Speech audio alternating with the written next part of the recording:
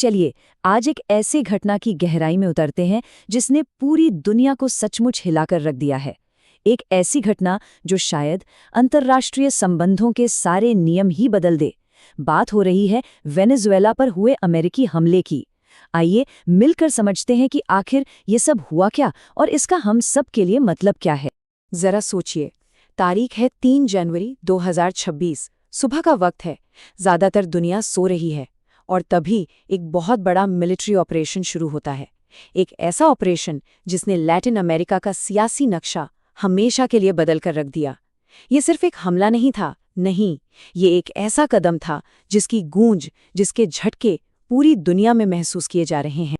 तो सबसे पहले सबसे बड़ा सवाल, आखिर उस दिन हुआ क्या था, जमीन पर क्या घटा?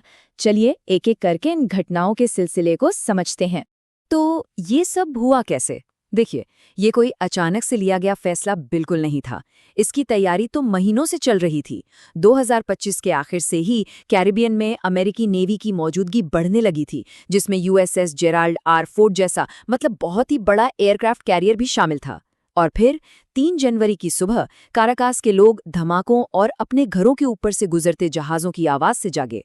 कुछ ही घंटों बाद खुद प्रेसिडेंट ट्रंप ने एक बड़े पैमाने पर हमले का ऐलान कर दिया और ये भी कंफर्म किया कि प्रेसिडेंट निकोलस मादुरो को पकड़ लिया गया है। हर एक कदम एक सोची समझी रणनीति का हिस्सा लग रहा था। अब आते हैं उस सबसे बड़े सवाल पर जो हर किसी के मन में है, क्यों? अमेरिका ने ऐसा किया क्यों? व्हाइट हाउस ने इस एक्शन के लिए कई वजह बताई हैं, लेकिन जैसा कि हम आगे देखेंगे, असली कहानी शायद कहीं ज्यादा पेचीदा है। अच्छा, तो अमेरिकी सरकार का ऑफिशियल वर्जन क्या है? उनका कहना है कि ये नार्को टेररिज्म के खिलाफ एक लड़ाई थी। दावा यह है कि मादुरो एक drug cartel de los Soles को चला रहे थे। इसे अमेरिका के फेंटेनाइल क्राइसिस से भी जोड़ा गया। लेकिन जरा बाकी वजहों पर भी नजर डालिए।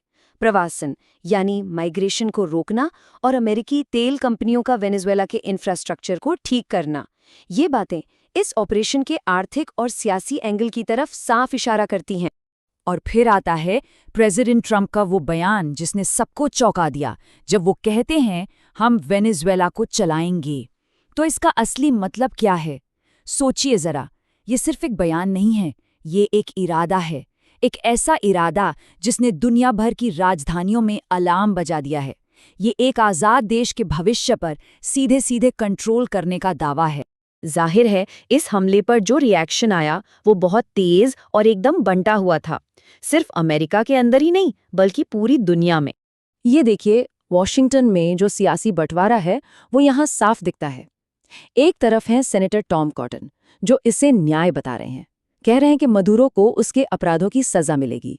और दूसरी तरफ है राशिदा तलीब, जो इसे एक गैर कानूनी हमला और किडनैपिंग कह रही हैं।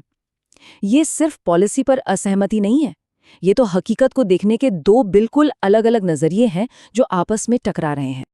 अब जरा दुनिया के रिएक्शन पर नजर डालते हैं। तस्वीर यहाँ भी उतनी ही उलझी हुई है।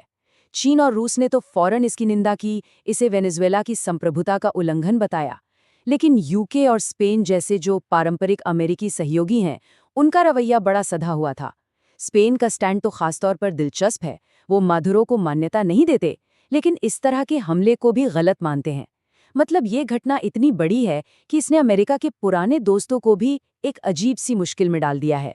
और ये एक बड़ा दिलचस्प एनालिसिस है, रणनीतिक सुविधा की एक नई धुरी। इसका क्या मतलब है?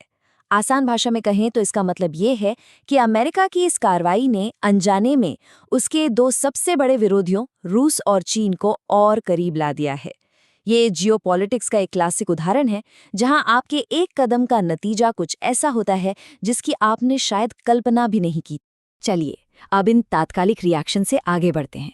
ये घटना अंतर्राष्ट्रीय कानूनों और रिश्तों के भविष्य को लेकर कुछ बहुत ही गहरे और सच कहूं तो डराने वाले सवाल खड़े करती है।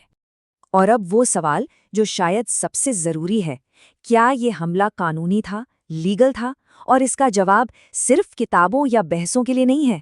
इस एक सवाल के जवाब पर पूरी दुनिया का भविष्य, पूरी ग्लोबल व्यवस्था का भविष्य टिका है। आक्रामकता का अपराध सुनने में ये एक बड़ा भारी भरकम कानूनी शब्द लगता है, लेकिन इसका मतलब बहुत सीधा है, किसी दूसरे आज़ाद देश पर हमला करना। इसे दुनिया का सबसे बड़ा अंतर्राष्ट्रीय अपराध माना जाता है। ये कॉन्सेप्ट न्यूरनबर्ग ट्रायल से आया है, जहां नाजी नेताओं पर मुकदमे चले थे।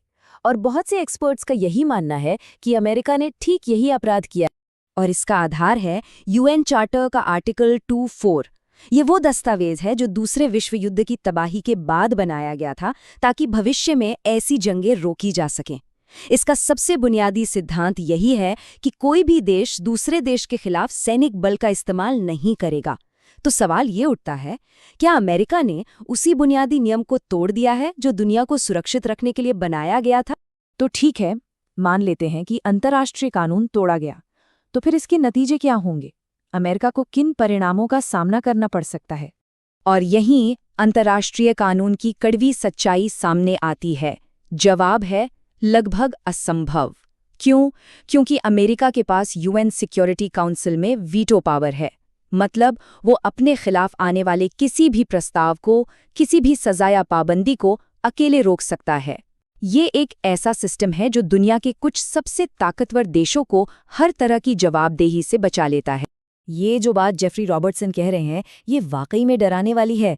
वो कह रहे हैं कि अगर अमेरिका बिना किसी नतीजे की परवाह किए वेनेजुएला पर हमला कर सकता है, तो फिर चीन को ताइवान पर हमला करने से कौन रोकेगा? ये एक बहुत ही खतरनाक मिसाल, एक प्रेसिडेंट सेट करता है। एक ऐसी दुनिया का रास्ता खोलता है जहां बड़े और ताकतवर देश जब चाहें, जैसे चाहें, नियमों को तोड़ सकते हैं। तो ये सारी बातें हमें कहाँ लाकर खड़ा करती हैं? हमने देखा कि कैसे एक मिलिट्री एक्शन ने पूरी दुनिया में हलचल मचा दी। इसने अंतर्राष्ट्रीय कानून, देशों की आज़ादी और ग्लोबल पावर बैलेंस पर बड़े गहरे सवाल खड़े कर दिए हैं। और आखिर में बस एक सवाल बचता है जो हम सबको खुद से पूछना होगा। जब संप्रभुता के नियम तोड़े जाते हैं तो उनकी जगह क्या लेता है? जब नियम ही नहीं बचेंगे तो फिर बचेगा क्या?